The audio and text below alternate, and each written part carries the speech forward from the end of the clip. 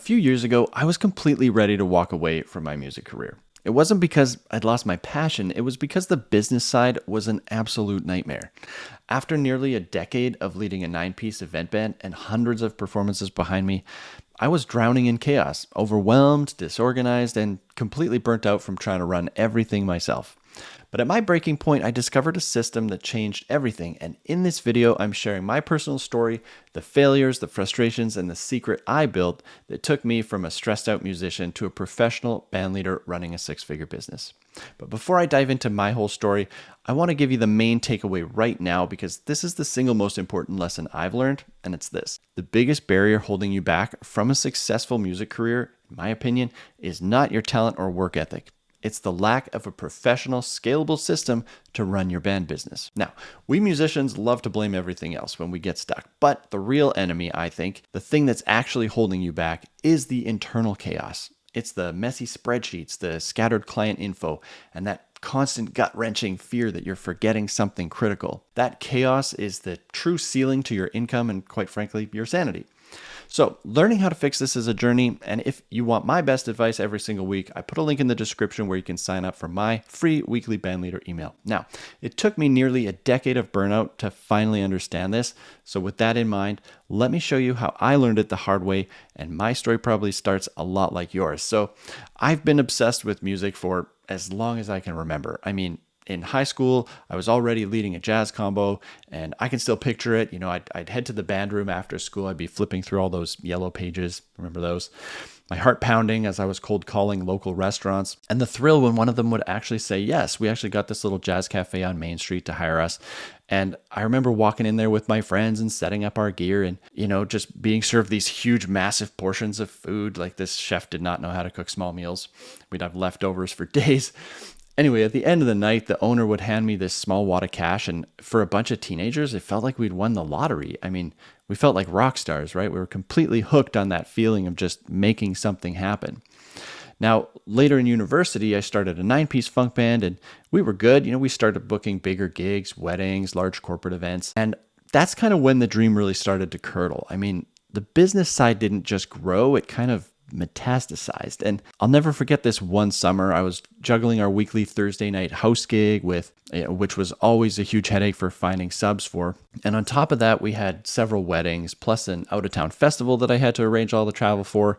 My inbox was kind of this war zone, right? And I was overwhelmed chasing payments and players. And then it happened. A crucial email from one of our wedding clients sank to the bottom of my inbox. And I didn't see it for weeks. Despite me grinding for hours at my computer every day, trying my best to keep all the plates spinning, I had dropped the ball. And there it was, in black and white, our band's only less than 5-star review. They called me out simply because my communication was terrible. It was a bit of a gut punch. After all that work, I was still letting my clients down, and I felt like a complete failure. My systems, this digital Frankenstein's monster I had stitched together with free apps, clearly wasn't working. I spent more time staring at that screen with that familiar pit of dread in my stomach than I did in the practice room. And the joy was just gone. It was replaced by this constant low-grade anxiety that I was just one forgotten email away from total disaster at any given point. And I had hit a ceiling. I was completely burning out. And here's where it gets very real. This is the moment I truly understood the depth of my problem. On the outside, my band was successful, but on the inside, it was kind of a mess. A good day was just a day where I would work long hours alone at my laptop and nothing blew up. But a bad day was, most days, I wasn't really having fun. And I was convinced that this was just the price of leadership, that I had to carry this burden alone. So the turning point for me came when we were playing at a local funky bar where we'd been the house band for years. The energy was always amazing there. And an old sax player friend of mine from music school was subbing with us that night. And after the gig, we were packing up, all sweaty and exhausted, but, happy. And he pulls me aside and he says, "Reuben, watching you lead this band, it's incredible. It's my dream to be a permanent member. I'll do anything to help. Bookings, admin, you name it." Now, you'd think I would have felt this huge wave of relief, right? Here's somebody who actually wants to help me do this. Instead, after a split second of joy, my blood kind of ran cold and my mind started racing. I was like, how do I even start? I mean, our client emails are over here in my phone, but the gig info is in this special calendar tool we're using. The pay details are in QuickBooks on my laptop. I've got dozens of spreadsheets, each for a different task. The sheet music is in a Dropbox he doesn't have access to. I mean, the thought of explaining my chaotic web of tools and processes filled me with this profound sense of dread and frankly embarrassment. In that moment, standing in that familiar venue, I had this crushing realization that I didn't have a business. I had a collection of personal chaotic habits that only I could navigate. It was unscalable, unteachable, and was kind of the prison of my own making. So the lesson there was that, your business is really only as strong as your systems. And here's the test. If the thought of training someone else to help you fills you with dread too, you don't have a business. You have a high-stress job that you can never escape. You need a central, scalable system that anyone on your team can understand and use. And by the way, if that's the problem you're feeling right now, that's exactly why we built Back on Stage app. And it is the scalable system designed to run your entire music business from one place. You can check it out using the link in the description. Now, that crisis forced me to look at everything differently, which led to my next big lesson, one that was frankly pretty painful to learn. For years, my default setting was scarcity.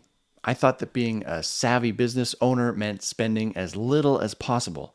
I mean, I used free clunky tools because I couldn't stomach paying a subscription fee. My focus was entirely on not spending money as opposed to making money, right? So this really came into focus because of some tension in the band. We were arguing about how to fairly compensate people for their admin work because back then in the early days, I was trying to share the admin load with everyone. So to settle it, I decided to get some data. So I did the nerdiest thing imaginable. For 8 months, I tracked every single minute that I spent on band leading tasks. I had stopwatches, spreadsheets, the works. When I finally ran all the numbers, I had to double check my math because I couldn't believe it.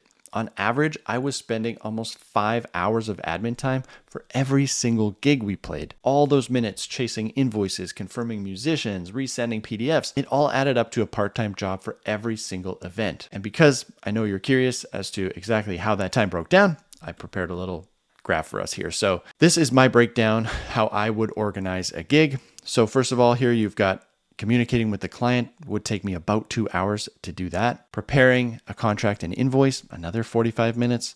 Then we've got booking the musicians, easily 45 minutes there. I mean, this is ambitious, right? But when you think of all the time you're back and forth to your phone, to your computer, wherever you actually store all that information as it comes in, reopening those documents, reopening those notes on your phone, it adds up to a lot of time. Preparing the set list, 30 minutes, could take up to 60 in some cases. Musician payments and bookkeeping, easily 45 minutes to get all that money out the door after the gig. So huge time suck. And these numbers hit me like a ton of bricks. I mean, my frugal decision to avoid a $50 a month subscription here and a $10 one there, it was costing me hundreds, if not thousands of dollars of my own time for every single event. And I wasn't being savvy, I was being cheap. And it was costing me my most valuable asset. So the lesson here is stop focusing on saving money and start focusing on making money. Your time is your most valuable asset, and what you focus on will multiply.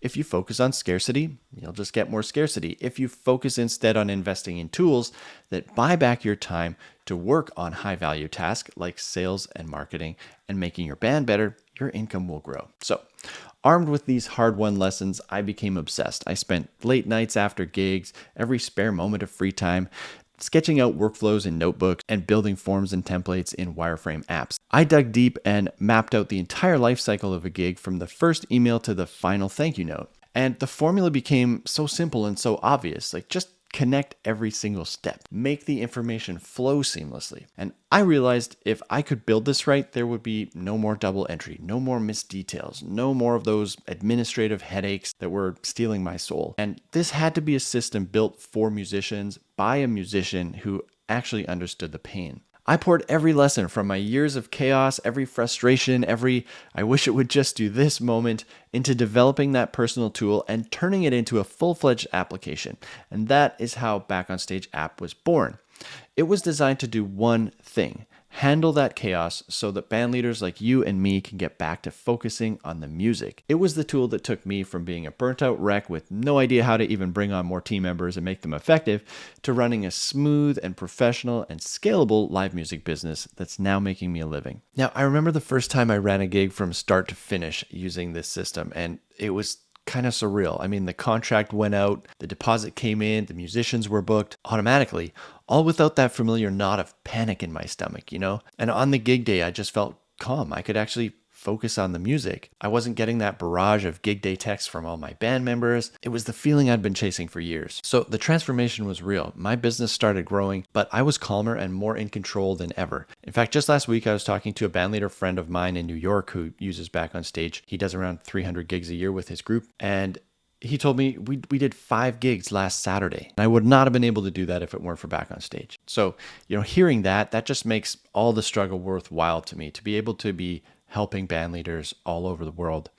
So that's the story. That's how burnout showed me the secret to building a real live music business. It's not about the hustle. It's about the systems. But now that you know that your biggest barrier holding you back is your broken system, you need to make sure that you are diagnosing exactly where your system is broken. So make sure you watch this video next where I go deep into my 3-step gig lifecycle audit to find your biggest time wasters so that you can start building a real band business that serves you instead of one that you serve.